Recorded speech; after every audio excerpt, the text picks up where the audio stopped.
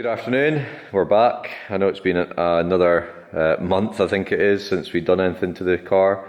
It's 100% on me, just being completely lazy and lost a little bit in interest, and also had to save up a bit of money to get some other things done. So since we stopped, I've seen that the late break show, Johnny Smith, he's getting his car done as well, so that kind of gave me a bit of a kick up the butt.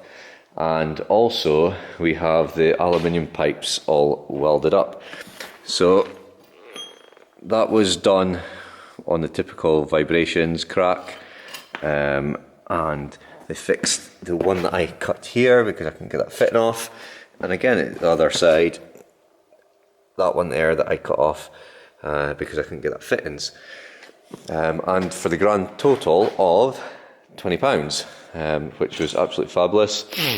I did put the car on charge last night, so it's on the trickle charger, so it's fully charged, ready for the engine to go in and do some system checks, and that is what I'm away to do. We'll get the car lifted, get the aircon pipes in and secured, and I'll double check the cradle that everything has been done. Obviously we've still got the brakes and the suspension to do, and I think a few water pipes, but I'll just double check on the Evolution website, and we'll put the wheels on to make it easier to slide in, and then we'll find the long bolts for the cradle to get that in, and then we'll get going with that.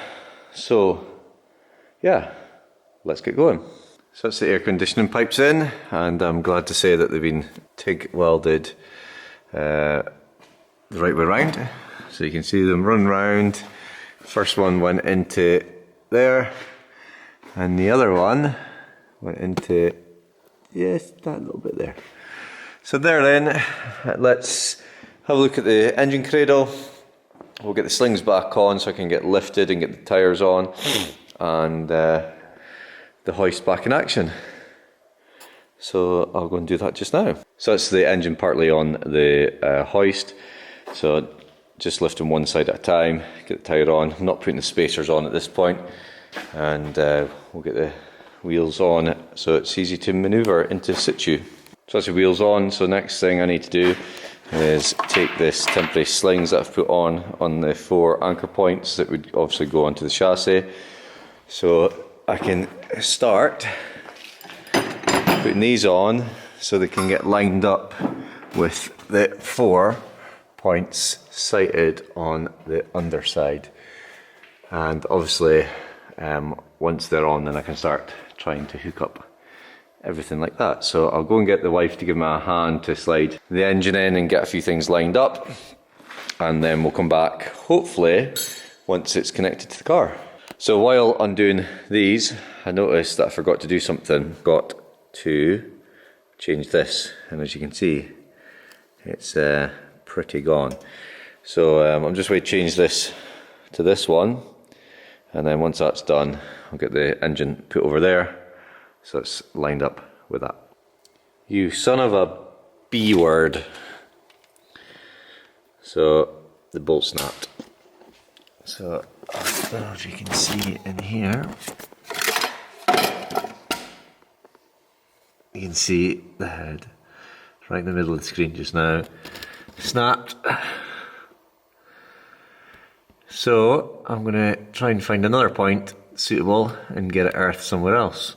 So I can't exactly remember where I stopped on the last video, but I ordered a new earth lead, which, if you remember, there was a snap bolt in there. So instead of connecting to it, so I'm just going to leave the bolt, to be honest, I've connected it to this bolt here on the gearbox. So I think we are now 100% ready for getting the engine back in. So I'll go and slide it under and go and find the long bolts, which I believe are over here. This is these, and we'll see how we get on. So I've moved the engine cradle with all the suspension assembly above, so I'm just waiting to double check that it's kind of lined up, and then we'll get it as close as I can, and then obviously hook in that extension bolts, which allows easier access to hooking everything in while ensuring that the engine is supported. So that's just coming down just now, and we'll see how we get on. So I've got the engine slid under, I've got the 2 back bolts in, which are the longer ones to allow you access to get stuff done. I'm just waiting to put 2 front ones in here just now. So I'll go and do that and we'll come back. So that's now the engine back on the suspension bolts. You can see one there, one there,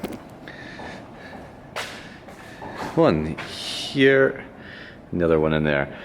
So basically it allows you to reconnect all the services while the engine's suspended. Bit of a pain to get back in and lined up.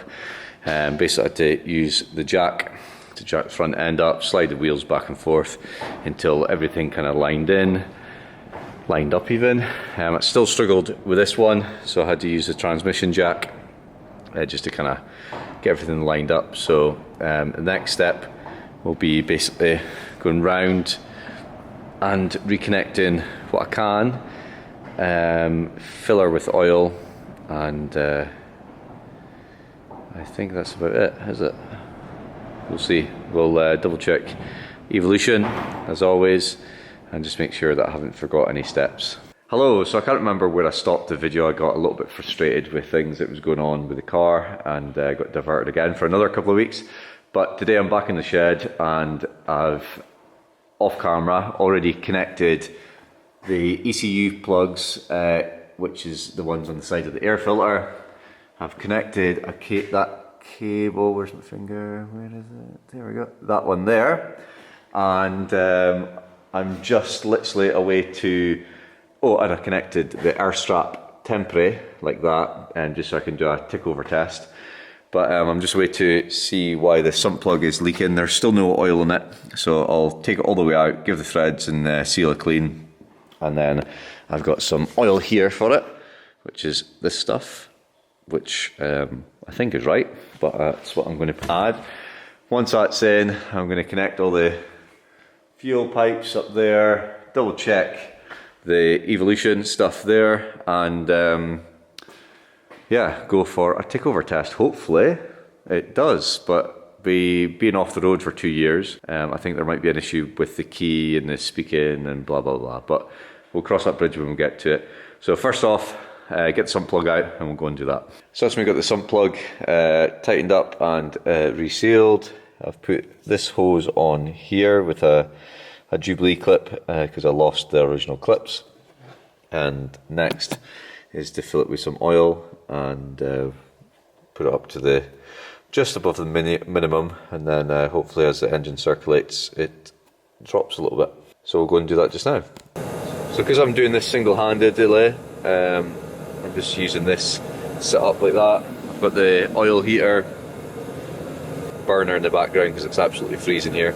So we'll just go and add some oil until we get to the medium mark.